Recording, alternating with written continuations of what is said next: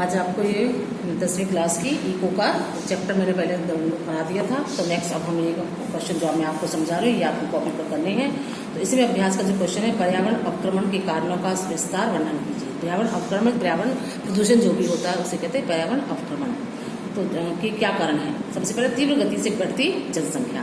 भारत की जनसंख्या का तीव्र गति से बढ़ना पर्यावरण अवनति का मुख्य कारण है, क्योंकि जनसंख्या वृद्धि के कारण प्राकृतिक संसाधनों का पर दबाव अधिक हो गया है और उसका शोषण ज्यादा हो रहा है। दूसरा पॉइंट है बढ़ता हुआ शहरीकरण, कि जो लोग हैं वो काम की तलाश में शहरों की तरफ जाते हैं, तो शहरों में जनसंख्या अधिक हो जाती है, तो वहां पर भी शहरीकरण ज्यादा होने से भूमि को समतल बनाने के लिए वन कटाव होता है। दूसरा, शहरीकरण में मकानों एवं सार्वजनिक सुविधाओं की मांग बढ़ने से भूमि तथा अन्य प्राकृतिक साधनों का अधिक शोषण होता है। अगला पॉइंट है बढ़ती हुई गरीबी।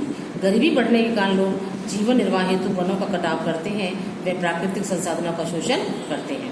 नेक्स्ट पॉइंट है रासायनिक उर्वरकों का अधिक प्रयोग। रासायनिक उर्वरक जो खाद वगैरह है जो बाजार में मिलती हैं, कृषि क्षेत्र में बढ़ते क्षेत्र के कारण उसमें प्रयोग होने वाली रासायनिक खादों, कीटनाशक दवाइयों की वजह से प्रदूषण में वृद्धि हुई है।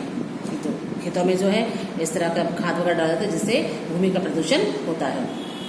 यातायात साधनों में विविधीकरण में अनेक प्रकार के यातायात के साधन विकसित हो चुके हैं। स्वतंत्रता प्राप्ति के बाद से यातायात साधनों में विविधीकरण आने के कारण वायु प्रदूषण में वृद्धि हुई है, कि जो यातायात के साधनों से जो धुआं निकलता है, ध्वनि निकलती है, उससे वायु का प्रदूषण होता है और ध्वनि का प्रदूषण भी होता है। औद्योगिकरण, स्वतंत्रता प्राप्ति के पश्चात औद्योगिकरण के कारण बहुत से उद्योग लगाए गए हैं, जिनकी वजह से वायु प्रदूषण, ध्वनि प्रदूषण और जल प्रदूषण बढ़ता है। क्वेश्चन ये हो गया।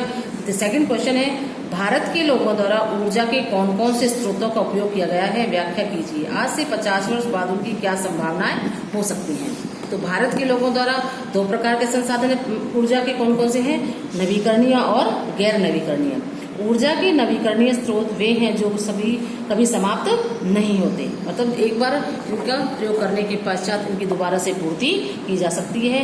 ये अगर समाप्त हो भी जाएं तो कुछ समय बाद ये फिर उत्पन्न हो जाते हैं, जैसे जल है, वायु है, सौर ऊर्जा है, पवन ऊर्जा है। ये क्या है? नवीकरणीय स्रोत है। दूसरा है गैर नवीकरणीय स्रोत। गैर नवीकरणीय स्रोत वो हैं जो वर्षों से प्रयोग के पश्चात समाप्त हो जाते हैं। इनका धरती पर एक निश्चित भंडार है और उनकी पुनः पूर्ति नहीं की जा सकती, जैसे पेट्रोल, कोयला। आज से 50 वर्षों बाद इन स्रोतों के समाप्त हो जाने की संभावनाएं लग रही हैं। क्यों लग रही है? क्योंकि समाप्त होंगी, जब इनको लगातार प्रयोग किया जाएगा तो ये समाप्त हो जाएंगे।